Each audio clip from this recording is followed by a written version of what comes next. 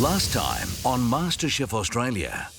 Your mission today is to get into that top 6. 4 amateur cooks created a dish from the heart for the ones they love. What do you think? What do you think? I think it's absolutely perfect. And for Alice, her time in the MasterChef kitchen came to an end. I think it was the perfect way for me to go out too, because I get to go home with you. Tonight, it's a change of pace with the final masterclass of the competition. Just about you. So we want you to make the most of it. Gary serves the perfect T-bone and winter vegetables. Dinner. Plus a traditional Scottish butter cake. Effectively, it's like a shortbread which has been raised. It's so good. And as a special treat, Matt stops by to share 3 of his favourite recipes. If the devil had a dinner party, this is what he'd bang on the table. In a celebration of our final 6. Best of luck in finals. All right. Bright future.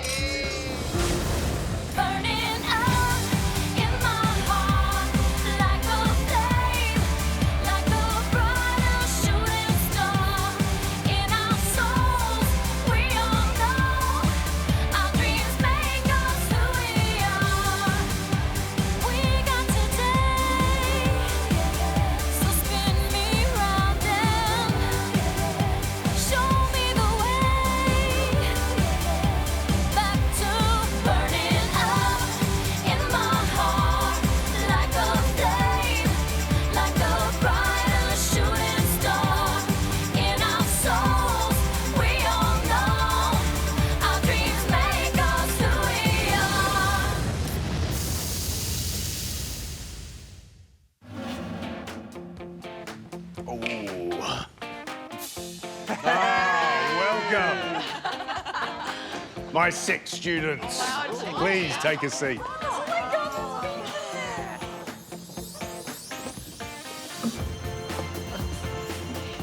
Well, welcome back to the MasterChef kitchen. This is Masterclass. You know what it's all about. And this is actually the last one of the competition. So we want you to make the most of it. I want you to forget all the emotion, especially this week, because it's been a hell of a ride. Absolute pleasure. Thank you, guys. Thank you. I'll see you soon. It's time to say goodbye. Bye-bye. Alice, this bit's the tough bit. This is when we say goodbye, and we thank you so much for being part of MasterChef. See you. And normally at this point in the competition, we bring back all of the contestants. But you know what? This year, something different. It's just about you. Yeah.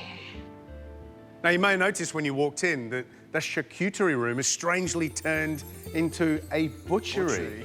So methinks that we could be doing something with beef, and we are. Yeah. But first of all, we need to find out about beef, dispel some myths. So to do that, somebody who's an icon. They supply the majority of top restaurants, hatted restaurants in the country, and have over 2,000 customers. It's Victor Churchill. And from Victor Churchill, the man behind it is Anthony Baharich. Yeah. Please welcome Anthony. That's amazing. He comes bearing gifts. Look at that. That's awesome. Anthony, welcome. Thank you. Great to be here. Now, Anthony, you're obviously very passionate about meat, beef in particular. What's the love? Tell us about that. Look, on a personal level, I just love eating steak. I mean, Join the rest of us. And certainly anybody that loves beef or loves food, Victor Churchill, we know who that is, don't we? yeah, it's got an incredible history. It's the oldest continuously run butcher shop in Australia. It's been there for 135 years. You know, to know that we can carry on that tradition is something really, really important for us. Andy, I'm sure you love your beef. Tell us why you love it. There's nothing better than going down to your local pub and having a beer and a steak with a good mushroom sauce or a good pepper sauce. There's nothing better. What about braised short ribs and beef cheeks? And but I'm just looking skirt at those steak. T-bones. You're looking at these, aren't you? That looks like How can you get your eyes off those T-bones? These are a couple of great 1 kilo T-bones. Whoa, that's absolutely perfect size for me. And we're going to cook with those a little bit later. But first up, let's go and have a look in your butcher shop. Sure. Oh my God, look at that. This looks great, doesn't it? Wow. Well, What was it? Welcome to Anthony's pop-up butcher shop. Yeah. I love it. It's our first pop-up ever, so... You know, I wanted you in here, though, just sharpening a knife, looking mean, you know? Welcome to my butcher shop. I think we should talk, first of all, about the cut of meat that you walked in with. What's this? Commonly known as T-bone. If this steak hasn't reached cult status, Gary, by the end of this show, it certainly will. Yeah. You've got the best of both worlds because you've got two cuts in one, really. You've got your sirloin on one end and you fill it on your other end. But and this is the piece that it comes from, so a short loin. Right. So you derive your T-bone from this particular piece of meat. So explain this and what grade this is. Is it? So this is a piece of dry-aged short loin or T-bone. Dry aging means? It's an age-old process of actually hanging meat or curing meat, and it's about improving the tenderness and it's about improving the flavour profile of that meat. What's this bit connected to? Actually, we need a cow. I'm just looking at Ben. Come around here. I just want you to come around here because I love this little demonstration because it's perfectly obvious then where everything comes from.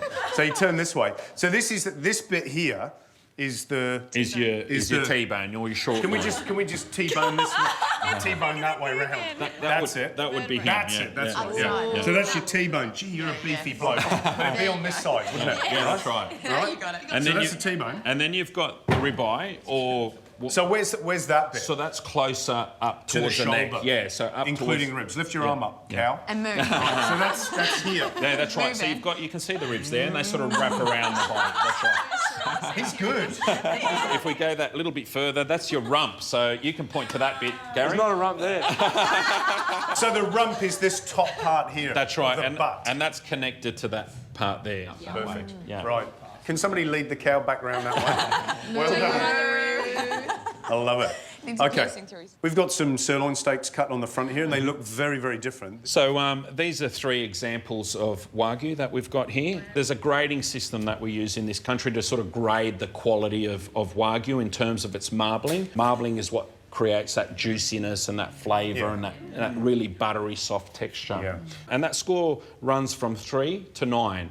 So depending on the sort of the amount of the deposits and the concentration of that marbling in the meat, they give it a certain score. Okay. So the lower the score, the lower the marbling. The higher the score, the higher the marbling. And in Japanese terms, in terms of Wagyu, the higher the score, the better quality, the more expensive. And the more expensive. So that's... Because that's what they prize, is the fat. Yeah, that's right. Yeah. All right, so quickly, so we've seen our increase in marble score from low to high. Yeah, that's right. And then, so what are these porterhouse steaks? So it's really topical, the whole debate, I suppose, between grass-fed and grain-fed meat. And yeah, so, you know, a really good tip in terms of trying to determine what's a grain-fed piece of meat or what's a grass-fed piece of meat is to look at the fat. You'll notice the fat on this particular piece of meat. It's quite creamier.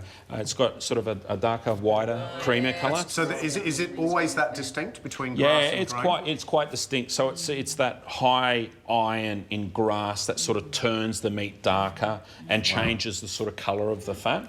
So grass-fed meat spends its entire life grazing on grass. Whereas what happens with grain-fed meat, the bulk of the life of a grain-fed animal is spent on grass, but it's sort of finished on grain.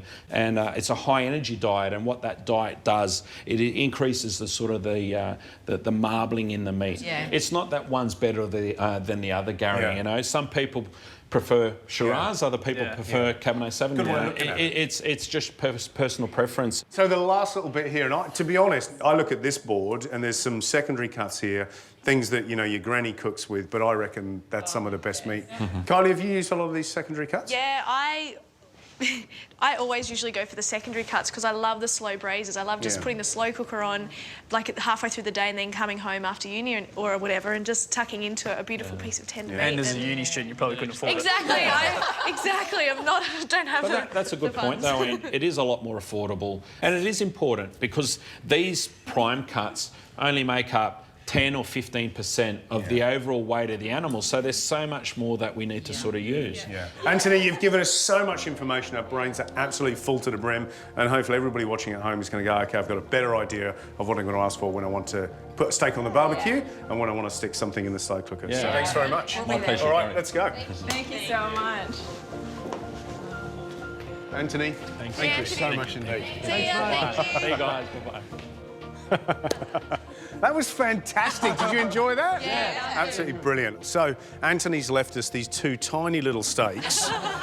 I'm going to do grilled T-bone with a brown onion puree and roasted winter vegetables. All right, just something manly, meaty. And nothing against you girls, but I'm just saying it's perfect Gary food, yes? And I am a man. So first of all I'm going to do is trim a little bit of the fat off and actually take some of that oxidised meat away, all right? Because I think that's quite important. You'll tend to find that that's got a completely different flavour, a bit sort of musky, all right? So we're going to just trim that away. So we'll just take that down. And also there's a really thick edge of sinew just at the head of the steak, all right? So we'll discard that. So I'm going to put a good amount of pepper on, a bit of salt, and a little bit of thyme and rosemary, a little bit of olive oil. It looks good like that. I reckon you can eat it like that, to be honest. I like roast steak anyway. And if you want to, you can just sort of make sure that it's rubbed in on all surfaces, all right? And then you leave that sit and come up to room temperature, and that's a really important part of this process. All right, so I'm going to go over to our barbecue. Now, I've got this set actually quite low, because if it goes on really hot, it's going to make the outside really crusty and crispy, overly so, before that steak cooks. So you've got to find a temperature that's like a zen sort of sizzle. That's what we're aiming for. That's nice, boys. That's what it is, isn't it? You stand out in the open air, man, Beautiful. fire, Beer. steak, sometimes a beer. So we're going to pop that steak on, all right? And I want to cook that for about 10 minutes on that side, and then I'm going to turn it, and that should be good. I reckon 15 to 20 minutes, that steak's going to be cooked, all right? So today, we're cooking grilled T-bone with a brown onion puree and roasted winter vegetables. Yeah. So, we're going to do brown onion puree. Now, the reason I like it is because it's got lots of sweetness to it, and it acts almost as a sauce. So 4 brown onions, a little bit of salt to start it all off. All right. And I'm going to put a few turns of pepper as well. And then I'm going to repeat some of the flavouring that I've got in other elements of the dish. And a little bit of thyme and rosemary. And then we can just let them do their thing. There's plenty of flavour to come together in that, all right? So I've got some interesting little winter vegetables that I've prepared that I'm going to try and cook all the same way. I really want to roast all of these. And then, you know what this is? Salsify. Salsify, yeah. Or salsify. Salsify. If you're sophisticated. Salsify, yeah. I've never had them before. What do they taste like? You're going to find out. These are a wonderful winter vegetable. Cool, huh? So I've got a job for somebody. Who wants a job? I'll do it. OK, up you come. And what you to do is just cut that lemon into quarters and squeeze all of that juice into the cold water. Sure. Because what's going to happen with this stuff, it's going to oxidise like an artichoke, right? So it's pretty simple. You're going to peel, all right? You're just going to top and tail, and then you're going to pop into the water, all right? Perfect. But nice and clean. Yep. I was going So what I'm going to do is I'm going to ditch you over this side. Yep.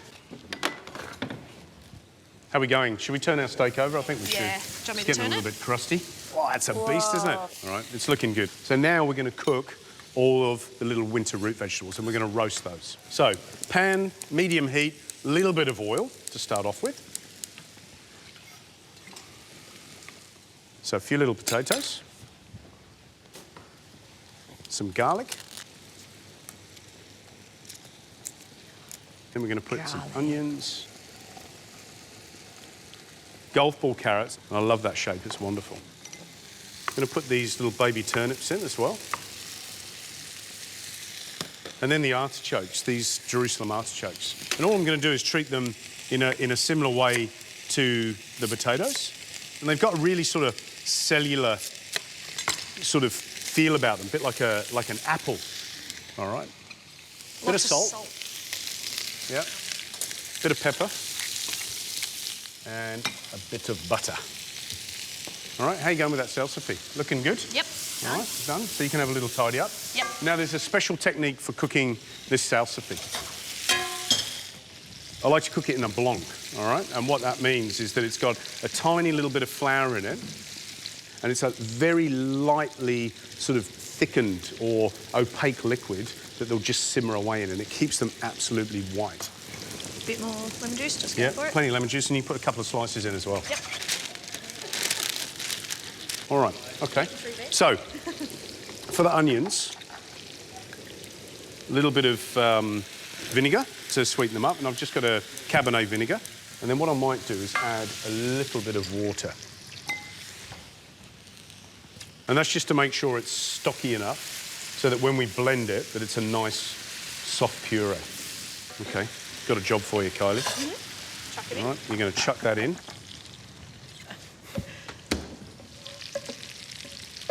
So onion puree's in. Right, load it up, lock and load. Start it up, ready for takeoff.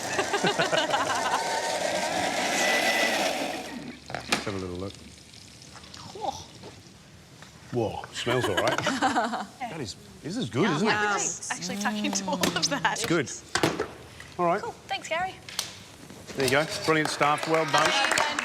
Now, Magic. Nice one. Magic. I reckon that's time. It feels good, actually. So, I just want to put a little bit of olive oil on. And then just finish it off with a few little fresh herbs, and that will drive through in terms of flavour when you eat the steak. It's had 20 minutes on the grill. Let's leave it for 4 or 5 minutes just to do its full rest. That means we've got to let all those little juices just sort of, you know, draw back through into the meat and towards the bone. Our salsify, I reckon, is cooked now. All right, so we can just push our knife through. Anybody want to taste this now that... Yeah. Go get it. Mindy? Yeah, sure, why not? I've not eaten it before. Thanks. But it's just a very simple It is very simple. vegetable. In fact, it's maybe turnipy, but it's A little bit parsley, cleaner. turnipy.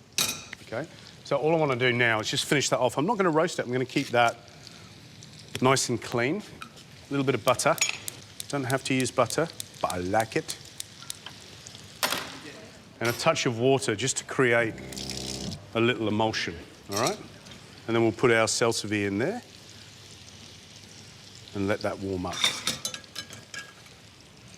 Pinch of salt. And then the last job for me is just to put a little splash of vinegar in. Okay, so let's plate up. Salsify's done. Looking really buttery. Yum. Roasted vegetables in just a tiny little bit of oil. Yum. And a big hefty bit of cow. Yum. Happy days. Oh, look We're at all that happy. meat. Ben, do you want to come up and plate up with me? Here. What I'd love you to do is just mix that onion puree around, all right? And we're just going to just scatter the vegetables in, but what I want is a nice little bed of that puree with a lip around it. Okay. Yeah, wonderful. And then just sort of spread it around.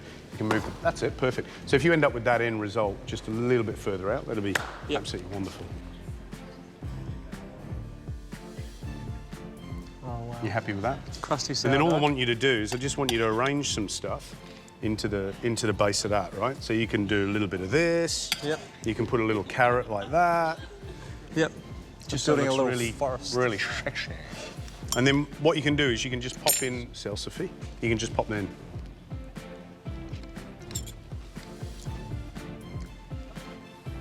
Put a few of these in. It's nice plating up, isn't it? And then we're going to take our steak, and I think we just pop that straight onto the board, like this. Oh. And then a final little flurry.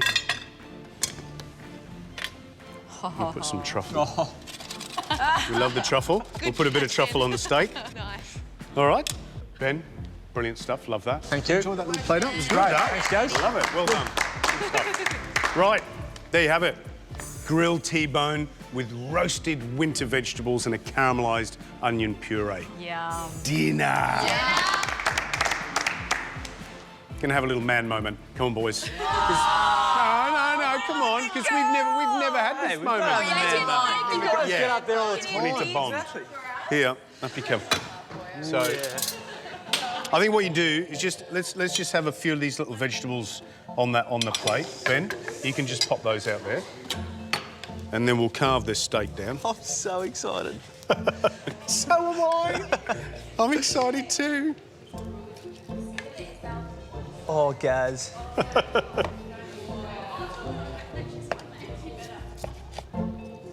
gonna peel some of them garlic. Yeah. We're just going to have a little moment here, boys, right? A little bit of the old fella, and then just we'll go a little bit of more truffle. Right, come on. Right, let's go.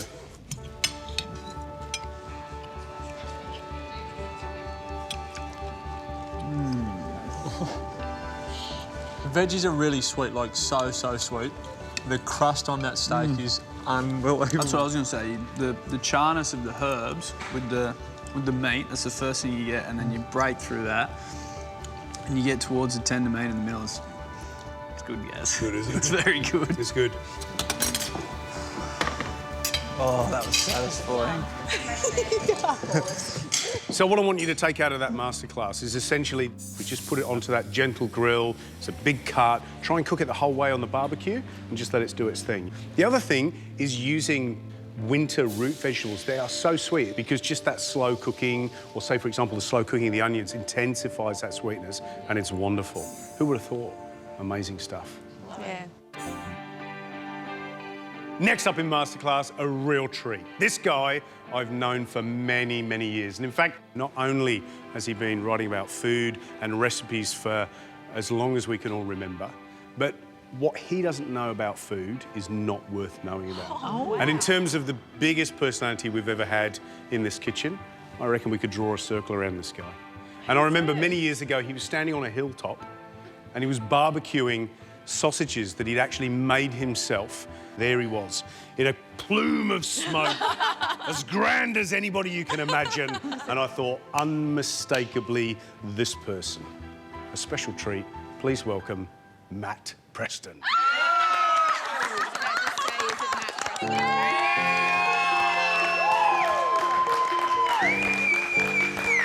Unbelievable. Oh, that's yeah,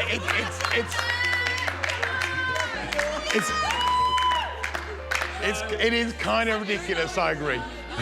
Okay, so you're gonna cook for us. You write a lot of recipes. I want to talk about recipes that are achievable, that people are going to make. And for me, it's all about ingredients you can find in the supermarket. It's all about equipment that every home has. It's about that kind of stuff. So when you look at the recipe, you go, I want to make it. And I know that he can cook. That's an absolute guarantee. Take it away, Maestro. Take it away. I'm not so sure.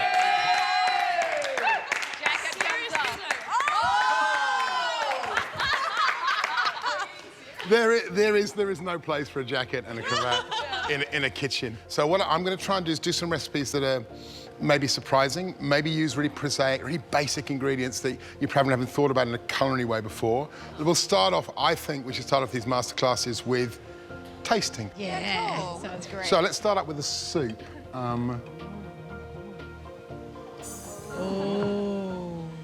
When we did the soup challenge, we talked about garnish. For me, what this soup is all about is garnish. Oh. Also kind of an unusual ingredient as well. So, Audra. Yeah. Why don't you come up? All right.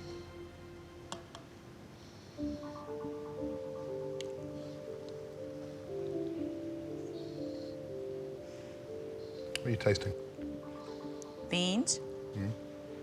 Orange zest. Because you'll pick up all these other flavours, these slightly misleading flavours. Very. Okay. Any ideas? Tomato. Tomatoes, beans, absolutely right. Give me a spoon. And let's get the ingredients for the first dish. Could you get me an orange, please? Some coriander seed, some olive oil. I'll need some cream, I need some milk. Yum. And beans? And then some Heinz baked beans. Ah. That's what I tasted! Oh my God! See, beans and tomato! That's right, yeah, you're there. It's great. There you go. Best friend in the house. Oh. No one, this is one of the most famous ingredients in the world. Like, everyone eats it, we all know it, but no one in all the tastes I've ever done has ever got Heinz baked beans. You just don't think it would Because be you don't, it can't be something as simple as these little babies. Do you realise this is the soup my kids are going to make me make from now on? That is classic. I love it. So all we're going to do is warm these up, and then to the stick blender.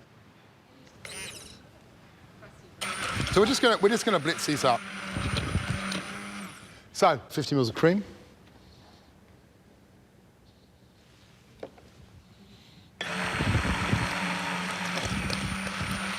So as you can see, it's getting this delicate little. It's pretty good. Get a little pink colour. So now what we'll do is we'll add 150 mils, or about 150 mils of milk. I think I'm using Full cream. full cream. What a surprise! Yeah, the only way to go. So what you're looking for here is you're looking for that silky texture. So just so it runs. Now I reckon you have a look at that and you go, can I be bothered to pass it? MasterChef kitchen. You know what I mean? Obviously, if you bring it up to the tasting bench, Ben, you'd pass it 7 times, which I believe is the George Columbaris moment. Brilliant. Done. Done. Dusted. I'm just going to put just a little bit of orange zest on there. So some of those coriander seeds over the top. They've got a lemony orange flavour. And then finally,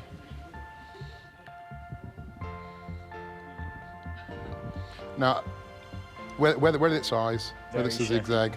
Very chefy. See, suddenly, $25 soup. Yeah. suddenly that is no longer a can of baked beans with milk. That is Tuscan bean soup with orange.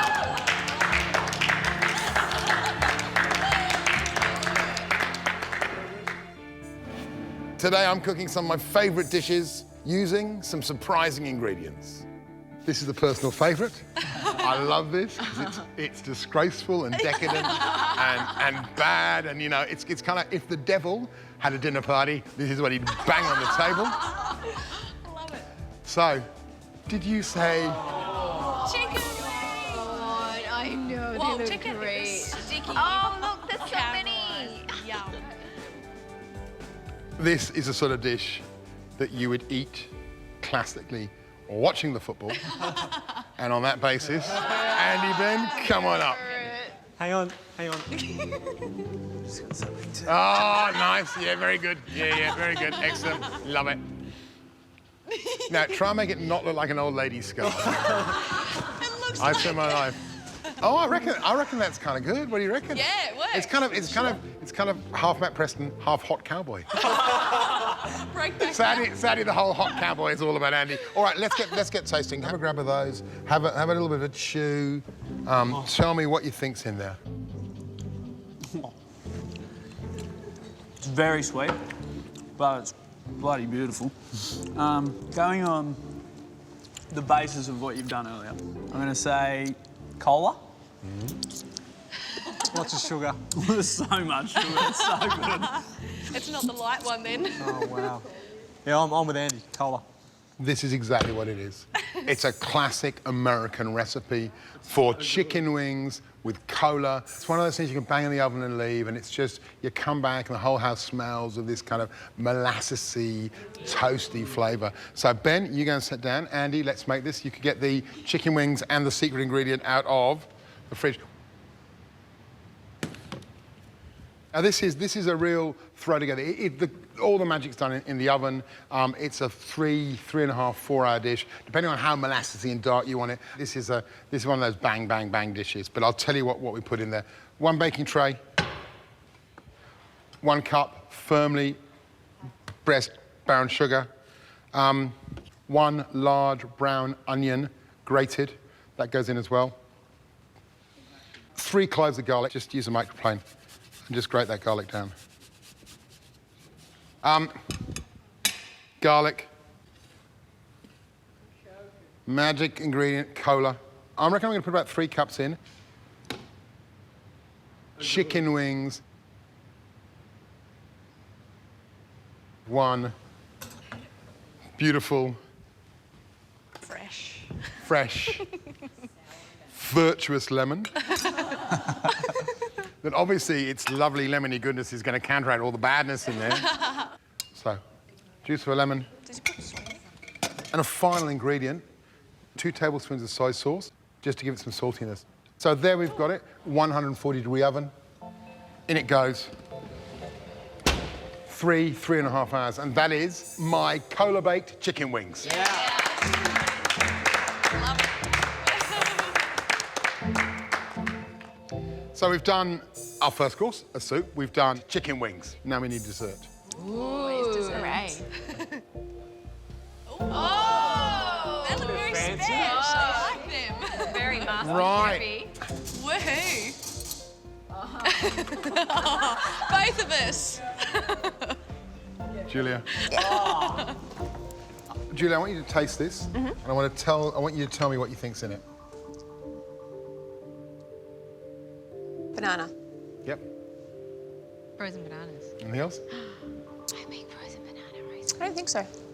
You're absolutely right. Yes, it's just frozen bananas. But the secret is in the bananas. Thank you, Julia. These are the bananas you find at the bottom of the fruit bowl when you're clearing it out, and you go, this is when you use the bananas. Okay, black banana's been in the freezer, absolutely rock hard. Because all the sugar in the banana, they tend to melt really quickly, which is why I'm going to move really fast here. So if you just had bits of banana like that, that would be far easier.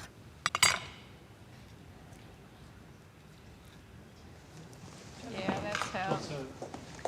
That over there, huh? This is slow. It's agony watching Is it your, look, I feel like I've got Gary in the house. It's terrible. What I do is like that, then here. Quick. They are melting. Isn't that good? Amazing. All right. No, I'm joking. Top on. Blender in. Go. Plate out. Come on, 30 seconds, Put it Matt. on. Oh, I'm so doing One. this. You're not going to make it, Matt. Come on, come on. Make a mess. 15. Audra loves the Give time us your frames. beautiful quenelles, Matt. Come on. No, you're getting no quenelles off me. I'm not a MasterChef. Yeah, that's not a quenelle. That's delicious. That's not even good. That's even here. That's far better than a quenelle. That's better than that. That's what ice cream's about. Peanut butter. Yum. All right. Banana ice cream. Simple. All right, Julie, quick, come. Have a taste of that one.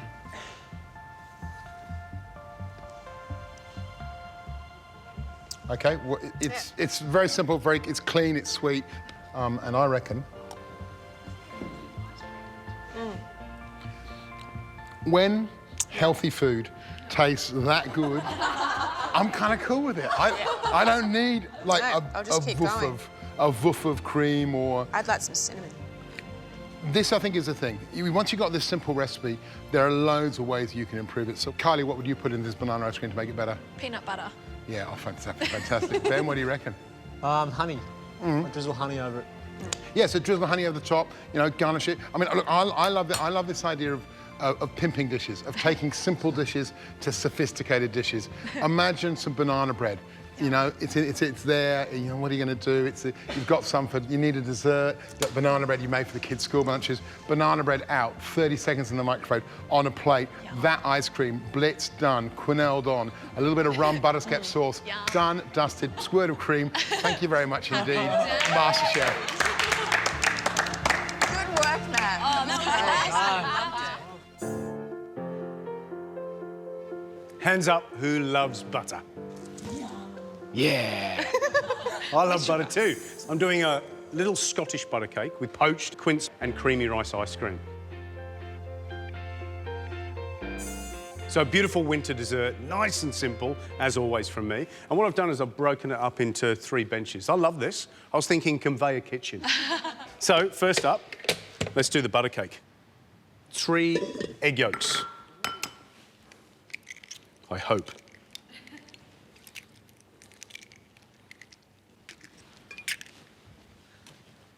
And 160 grams of caster sugar, And basically what we're going to do is just going to cream those together until they're nice, pale and creamy. And what I'm going to do with this last egg yolk is just keep this for the glaze for the top of the cake. So I'm just going to break that now and pop it on the side. So that's perfect. Can you see that? Yeah?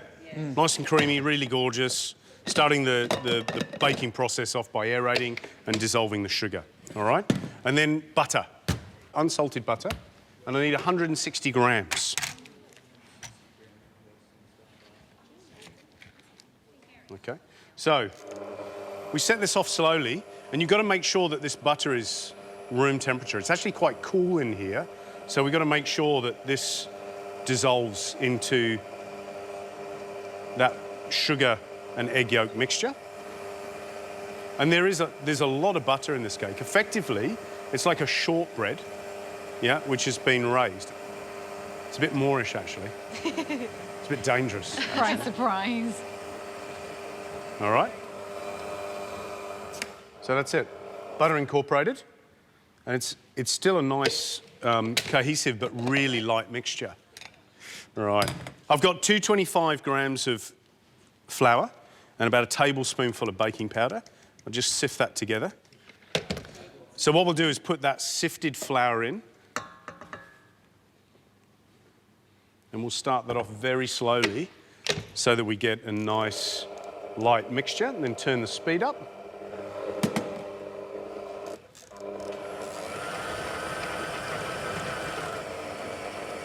Yum.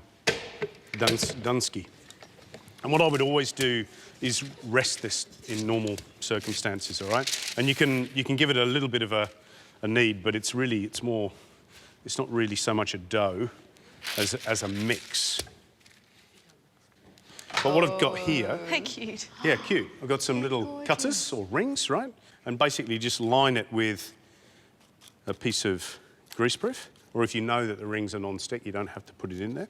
But the reason for the collar is that what's going to happen because of the baking powder is they're going to lift and rise, right? It would be a little bit firmer. We'll see how they go. And you just drop each one of those into... It was a good guess, wasn't it? Yeah. It's like you might have done that before. Yeah, it's not going to happen. 5. Yeah, 5. Oh, he's killed it. Gaz, killing it. Yeah.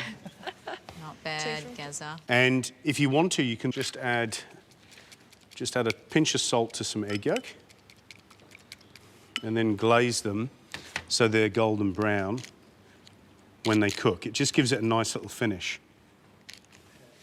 All right, so they'll take about 10 minutes, 10 to 12 minutes if we're lucky, because they're nice and small, 180 degrees, all right, in the oven.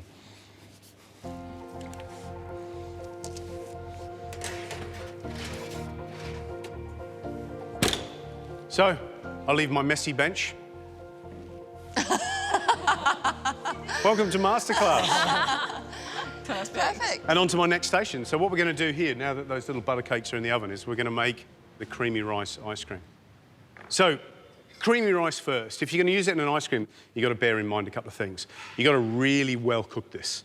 It's not like cooking a risotto where it's just got to be to the tooth, because what happens is when it freezes, it gets harder. It's like rocks. So you really got to cook it through. All right, so there's 100 grams of short grain rice. We use short grain rice for desserts always. Retains its shape well, but it also absorbs a lot of liquid, okay?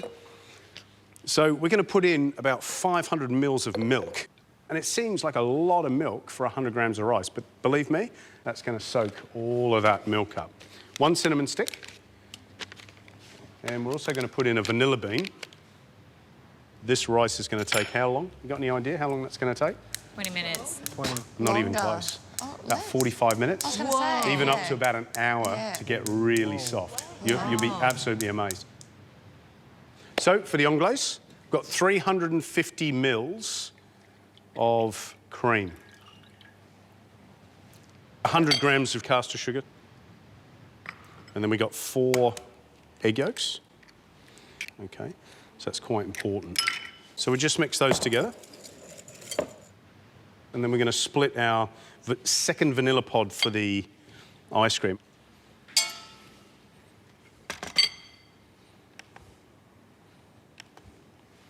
I'm going to put some glucose. And the reason I put the glucose in is just to help that consistency of the ice cream. Wow. Because it's quite hard. And you can put in between 100 and 150 grams. So I think I'll probably put in 100 grams.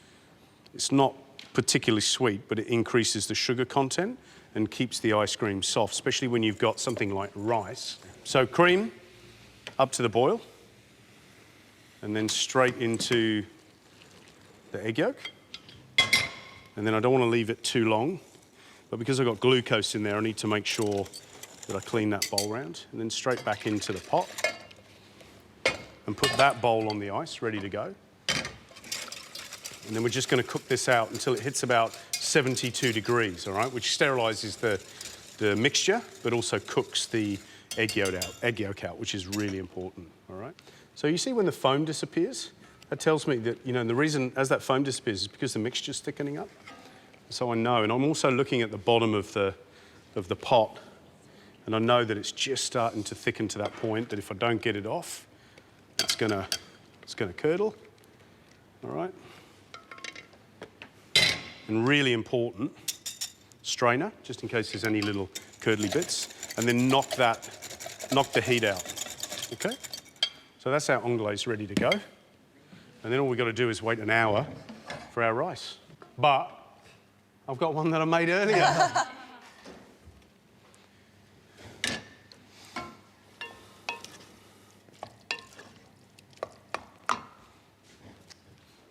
All right, so let's mix the whole lot together.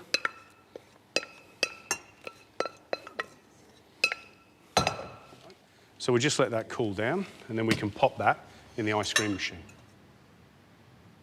These don't work really well in the ice cream machine. So we'll take those out. Beautiful. Who knows how to work the ice cream machine? Yep. Either of the dessert queens. Everybody. Yeah, Come on, Andy up you knows how come. to do it. Stick that in the ice cream It's machine. not my forte. Do you know how to use the ice cream machine? Have you ever made an ice cream on the show? He's never done it. Get up here and put it in the machine. Go and do it. That's I told hilarious. You I'd get you I didn't realise that you never made an ice cream on the show. Nah. And I love ice cream too. Right. See, it says release. Oh, yeah, We're just going to do a little lesson on the ice cream machine. Release, and it's got rotate with an arrow. I can do this. Yeah, it's amazing. And then all you got to do, see where it says timer select and start. Oh. I can't believe he's never made an ice cream before. That's ridiculous.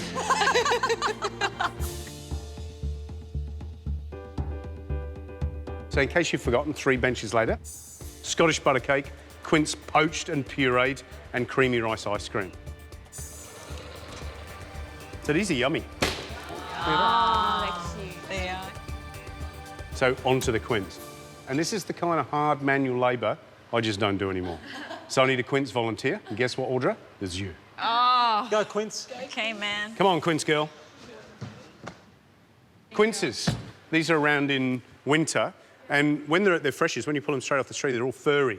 And they're really lovely. And I suppose the closest thing you can equate them to is like an apple or a pear. Yeah. Would you like to taste one? Yep. No, you have to cook them for like ages beforehand, don't you? do we? Just Go eat on. it, Audra. Go. Do it. Go What on. do they taste like, Gary? I don't know. Oh, but they got a funny texture. Yeah, Like they got a funny. sappy. Yeah, really astringent. So you know what these need? They need to be peeled, poached, roasted, lots of sugar. So here we go. Start peeling, baby. Right. This is going to require quite a heavy sugar syrup. So I need about 800 grams, but we've got a kilo of fruit here. So it's like making a jam. You know when you do kilo and a kilo? So roughly 800 grams and a litre of water in there. Yeah. So cinnamon stick or 2. And I think I've got some star anise over there. So I'll put that in there as well.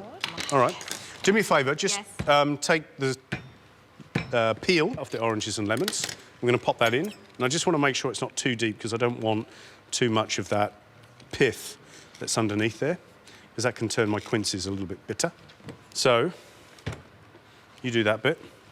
And then what we want to do is cut these quinces into manageable chunks. And then just like apples, we can core them. Is you just take out that little core, all right? So you've got a nice clean quince and then into the sugar syrup.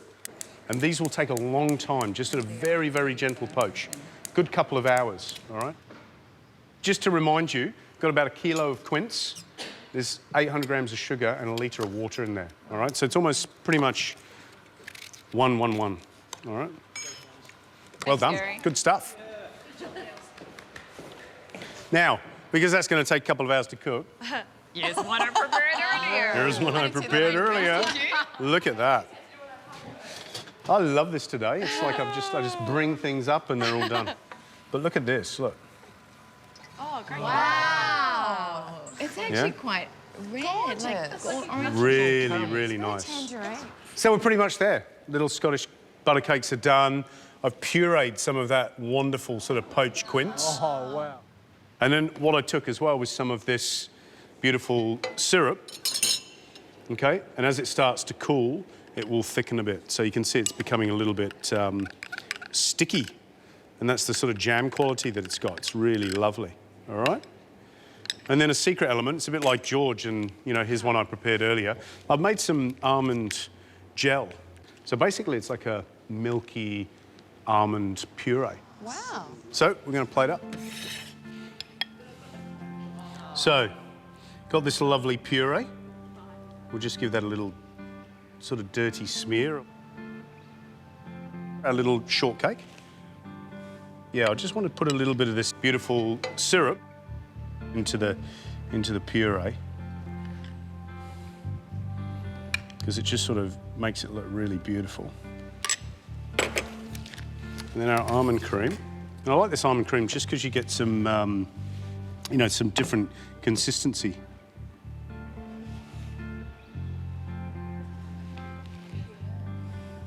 And then what I do is just take these little half almonds.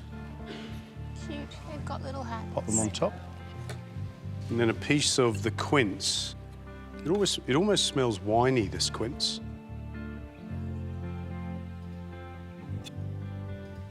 I've just done some cubes because I think they look cool. So I just pulled these little rosemary flowers out of the garden.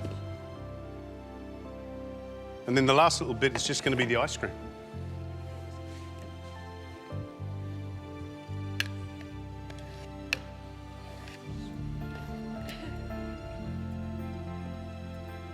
Oh, perfect.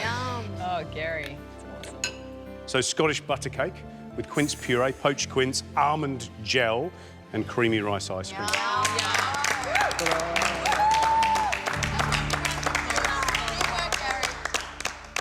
Tasting time? Tasting time? Julia, do you want to taste? Yes. Andy, you want to taste? I'll have a taste. Have that. Ladies first, Andy? Yeah. I'm just cutting a piece for you. Oh.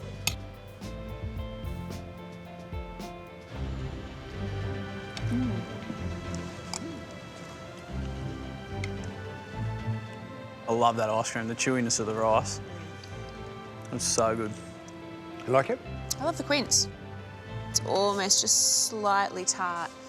And then the cake's really buttery, and then the ice cream is creamy, and it's all the textures at once. Good stuff? Finals week, I'm making ice cream. Good stuff. Good job. So my 2 key techniques for this dish is utilising a simple mixture like a shortcake recipe or a butter cake recipe and turning it into a dessert. That's number 1. Number 2 is something like a quince, you know, really underutilised. Foodies love it, but I think outside of that, people walk into the fruit shop and go, what the hell do I do with that? They taste really delicious and they work well with things like chicken or rabbit, for example. You know, even pork. Yeah. That's it, the final masterclass. Wow. Press the button, Gary disappears through the ceiling or through the floor, done.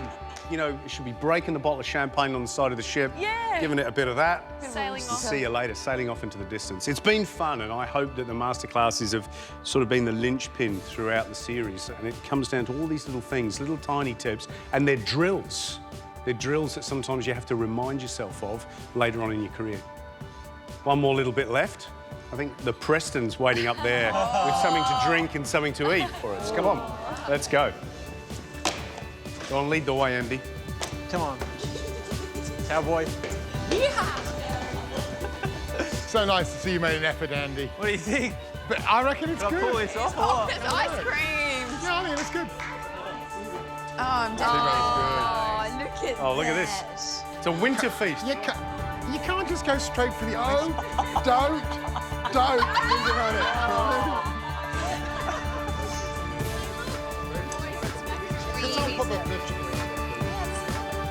Oh, man. All right. Isn't it lovely?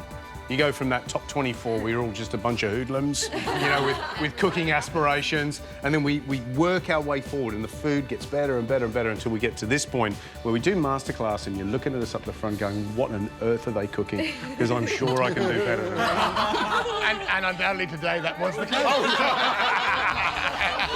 Baked bean soup. It's wonderful stuff, but you know the wonderful thing about it, and the connection that we all have is food. Well, one final toast, my first ever in masterclass. To the six of you, congratulations on making the finals week. Thank you. A toast to where you've come from, where you're going, and best of luck in finals week. All right. Bright future. Next time on MasterChef Australia. Right here, right now, is finals week. Either you want it or you don't. The choice is yours.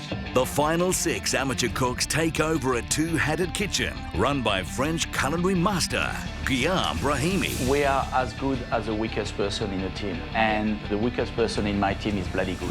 The pressure is on to recreate 6 perfect dishes for a busy lunchtime city. Come on, lift it, lift it. They're here for lunch, not for dinner. Each must meet the exacting standards of one of the country's best It restaurants. has to be perfect, otherwise Guillaume will send it back. The countdown to the finale has begun. One person is going to go home every day this week. It's game on, yeah? Good luck. All you've got to do is make your way through the next 4 days.